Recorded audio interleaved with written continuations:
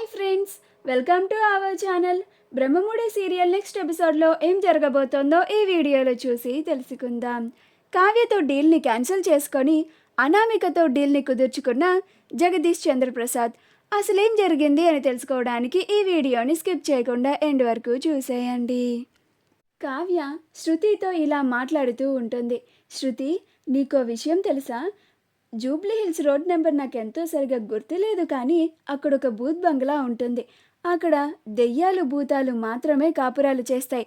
కానీ అలాంటి చోట మీ సార్ అని చెప్పబోతూ ఉంటే అప్పుడు రాజ్ ఏ కళావతి అని అంటాడు. అప్పుడు శృతిని, ఓ మతిలేని శృతి, నీకన్నీ కావాలా? ముందు వెళ్ళి నీ పని నువ్వు చూసుకో అని అంటాడు. అప్పుడు కావ్య, లేదు శృతి అక్కడ అని మళ్ళీ చెప్పబోతూ ఉంటే అప్పుడు రాజ్, అమ్మ సీఈఓ గారు, మీరు మీ క్యాబిన్లోకి దయచేయండి, దయచేసి ఇక్కడి నుంచి త్వరగా వెళ్ళిపోండి అని అంటాడు. అప్పుడు కావ్య అలాగే అండి అని అక్కడి నుంచి వెళ్ళిపోతుంది. కానీ శృతి అలానే నుంచొని చూస్తూ ఉంటుంది. అప్పుడు రాజ్, నువ్వేంటి ఇంకా ఇక్కడే ఉన్నావు? నీకు కూడా బొట్టు పెట్టి ఏమన్నా చెప్పాలా? వెళ్ళే అని అంటాడు. అప్పుడు శృతి, వెళ్తున్నాను సార్ అని అక్కడి నుంచి వెళ్ళిపోతుంది. అలా కావ్య తన క్యాబిన్లో తను డిజైన్స్ వేస్తూ ఉంటుంది. రాజ్ తన క్యాబిన్లో డిజైన్స్ని వేస్తూ ఉంటాడు. అలా ఎంప్లాయీస్ అందరిలో డెడికేషన్ ఇంకా పెంచాలి అని, వాళ్ళలో సీరియస్నెస్ని ఇంకా తీసుకురావాలి అని అందరినీ ఒకసారి తన క్యాబిన్కి పిలుస్తాడు. అప్పుడు ఎంప్లాయీస్ అందరూ రాజ్ క్యాబిన్కి వెళ్తూ ఉంటారు. ఇదంతా చూసి శృతి ఎంప్లాయీస్ని, ఎక్కడికి వెళ్తున్నారు అందరూ అని అంటుంది. అప్పుడు వాళ్ళు, రాజ్ సార్ ఒకసారి తన క్యాబిన్కి రమ్మన్నారంట, అందుకే వెళ్తున్నాం అని చెప్పి వెళ్తారు. అప్పుడు శృతి చాటు నుండి అసలు ఎందుకు సార్ రమ్మన్నారు అని బయట నుంచి వింటూ ఉంటుంది. అప్పుడు రాజ్, వాళ్ళందరితో ఇప్పుడు మనం అందరం కలిసికట్టుగా పని చేయాలి అని అంటాడు. అప్పుడు వాళ్ళందరూ బిక్కమొహాలు వేసుకొని అలానే రాజ్ని చూస్తూ ఉంటారు. అప్పుడు రాజ్, నేనేం చెప్తున్నానో మీకు అర్థం కావడం లేదు కదూ, నేను మొత్తం మీకు అర్థమయ్యేలాగా చెప్తాను వినండి. జగదీష్ చంద్రప్రసాద్ గారు మన కంపెనీకి ఒక ప్రాజెక్ట్ని ఇచ్చారు. ఆ కంపెనీ ప్రాజెక్ట్ని నేను మీ మేడం ఇద్దరు టేకప్ చేసి ఇద్దరు విడివిడిగా పనిచేస్తున్నాము. మా ఇద్దరిలో ఎవరు గెలిస్తే వాళ్ళే సీఈఓగా మన కంపెనీలో బాధ్యతలు నిర్వహిస్తారు. అందుకని మీరు నాకు సపోర్ట్ చేస్తే నేను సీఈఓని అవుతాను. అలా మీకు ఎన్నో లాభాలని చేకూరుస్తాను. మీకు చక్కగా బిల్డింగ్లు కట్టించి ఇల్లులు కట్టిస్తాను. మీ పిల్లలకి స్కూల్కి చదువులకి అయ్యే ఖర్చులన్నీ కంపెనీయే భరించేలాగా చేస్తాను. ప్రతి ఏటా మీకు వచ్చే బోనస్లు ఇంకా ఎక్కువ వచ్చేలాగా చేస్తాను. అదే మీరు మీ మేడంకి సపోర్ట్ చేస్తే ఇలాంటివేమీ మీకు రావు. పైగా మీకు వర్క్ ప్రెషర్ని ఎక్కువ పెడుతుంది మీ మేడం. ఇప్పుడే మీరందరూ అనుభవిస్తున్నారు కదా, మీ కావ్య మేడం ఎంత స్ట్రిక్ట్గా ఉండి మీ మీద ఎంత ఒత్తిడిని తీసుకొస్తుందో. అందుకనే మీరు నాకు సపోర్ట్ చేసి మీరు మంచి సీరియస్గా డెడికేటెడ్గా మంచిగా వర్క్ చేస్తే నేను సీఈఓని అవుతాను. అప్పుడు మీ కావ్య మేడం ఇంకా ఈ ఆఫీస్ మొహం కూడా చూడకుండా వెళ్ళిపోతుంది అని వాళ్ళలో రాజ్కి సపోర్ట్ చేయాలని చెప్తూ ఉంటాడు. ఇదంతా శృతి విని వెంటనే కావ్య క్యాబిన్ దగ్గరికి వెళ్ళి, మేడం మేడం అని అంటుంది. అప్పుడు కావ్య, ఏమైంది శృతి, అంత కంగారుగా వస్తున్నావు అని అంటుంది. అప్పుడు శృతి, మీరిక్కడ ఏమైంది అన్న ప్రశాంతంగా ఉన్నారు మేడం, కానీ అక్కడ ఆయన అందరు ఎంప్లాయీస్ అందరినీ పిలిచి నూరి పోస్తున్నారు అని అంటుంది. అప్పుడు కావ్య, అసలేం చేస్తున్నారు మీ సార్ అని అంటుంది. అప్పుడు కావ్య జరుగుతుందంతా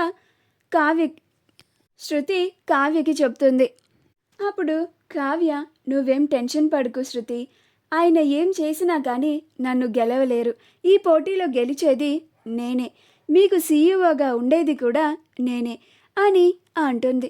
అప్పుడు శృతి, ఇది మేడం అసలైన కాన్ఫిడెన్స్ అంటే. మీరు ఇదే కాన్ఫిడెన్స్‌తో పని చేయండి మేడం. మీరు ఖచ్చితంగా ఈ పోటీలో గెలుస్తారు అని అంటుంది. అప్పుడు కావ్య అలాగే నువ్వెళ్ళి నీ వర్క్‌ని చూసుకో అని అంటుంది. అప్పుడు శృతి అక్కడి నుంచి వచ్చేస్తుంది. అనామిక జగదీష్ చంద్ర ప్రసాద్‌ని కలవాలని వాళ్ళ ఇంటికి వెళ్తుంది. అప్పుడు చంద్రప్రకాష్ గారు వచ్చి ఎవరు కావాలమ్మా అని అంటారు. అప్పుడు అనామిక మీతోనే మాట్లాడాలి అనుకుంటున్నాను సార్ అని అంటుంది. అప్పుడు జగదీష్ చంద్ర ప్రసాద్ గారు నాతోనా, నాతో ఏం మాట్లాడాలమ్మా అని అంటారు.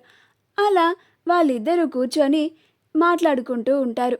అప్పుడు అనామిక మీరు మీ ప్రాజెక్ట్ని ఆ స్వరాజ్ గ్రూప్ ఆఫ్ ఇండస్ట్రీస్కి ఇచ్చారని విన్నాను. మీరు ఆ కంపెనీ గురించి సరిగ్గా తెలుసుకొని ఉండరు. ఈ ప్రెజెంట్ ఆ కంపెనీ వాళ్ళ కుటుంబ సమస్యలతో నష్టాల్లో ఉంది. పైగా వాళ్ళ కుటుంబంలో గొడవలు, ఈ కంపెనీ విషయాలు అన్నీ కలిపేస్తున్నారు అని అంటుంది. అప్పుడు జగదీష్ చంద్రప్రసాద్ గారు అసలు నువ్వేం చెప్పాలనుకుంటున్నావమ్మా, నాకేం అర్థం కావడం లేదు అని అంటారు. అప్పుడు అనామిక మీరు ఆ కంపెనీకి ప్రాజెక్ట్ ఇచ్చారు కదా సార్, వాళ్ళు ఆ కంపెనీ ప్రాజెక్ట్ని ప్రెస్టీజియస్గా తీసుకోకుండా ఒక కుటుంబ సమస్యలాగా ఆ ఇంటి పెద్ద సీతారామయ్య గారు రాజ్కి కావ్యలకి ఇద్దరికి సేమ్ ప్రాజెక్ట్ని ఇచ్చి ఇద్దరిని ఆ ప్రాజెక్ట్ మీద వర్క్ చేయమని చెప్పారు. అలా వాళ్ళిద్దరి మధ్యన పోటీ పెట్టారు. ఆ ప్రాజెక్ట్ ఎవరైతే బాగా చేస్తారో వాళ్ళకి CEO పదవిని ఇస్తారు అని పందెం పెడుతున్నారు. అలాంటి వాళ్ళకి మీ ప్రాజెక్ట్ ఇచ్చి మీ పరువును ఎందుకండి పోగొట్టుకుంటారు? పైగా ఆ రాజ్ ఇంటి సమస్యల వల్ల తను కంపెనీ మీద సరిగ్గా వర్క్ చేయలేకపోతున్నాడని ఆ కంపెనీ వాళ్ళు తన ఇంటి కోడల్ని CEOని చేశారు. ఆ CEO ఆయన కావ్య కూడా ఇంతకుముందు మా కంపెనీలో డిజైనర్గా పనిచేసిన ఆవిడే. ఇదంతా మీకు తెలియదనుకుంటా అని అంటుంది. అప్పుడు జగదీష్ చంద్రప్రసాద్ కొంచెం ఆలోచిస్తూ ఉంటాడు. అప్పుడు అనామిక అందుకని మీరు మీ డీల్ని వాళ్ళతో క్యాన్సిల్ చేసుకొని మా కంపెనీకి ఇచ్చినట్లయితే మేము మీరు ఊహించనంత చక్కగా మీకు డిజైన్స్ని వేసి మీకు ఇస్తాము అని అంటుంది. అప్పుడు జగదీష్ చంద్ర ప్రసాద్ గారు ఈ అమ్మాయి చెప్తుంది కూడా నిజమే కదా, ఇంటి సమస్యల వల్ల వాటి ఆలోచనలో పడిపోయి వాళ్ళు డిజైన్ సరిగ్గా వేయకపోవచ్చు, అదే వీళ్ళకి ఇస్తే వీళ్ళు చక్కగా డిజైన్స్ వేసిస్తారు కదా అని అనుకొని నాకు నా పరువే ముఖ్యం అమ్మ, అందుకని నేను వాళ్ళతో డీల్ని క్యాన్సిల్ చేసుకొని మీతో డీల్ని కుదుర్చుకుంటాను అని అంటాడు. అప్పుడు అనామిక సంతోషపడి అక్కడి నుంచి వెళ్ళిపోతుంది. మా వీడియో కనుక మీకు నచ్చినట్లయితే లైక్ చేయండి, షేర్ చేయండి, మా ఛానల్ని సబ్స్క్రైబ్ చేసుకోండి, పక్కనే ఉన్న బెల్ ఐకాన్ని క్లిక్ చేయడం మాత్రం మర్చిపోకండి.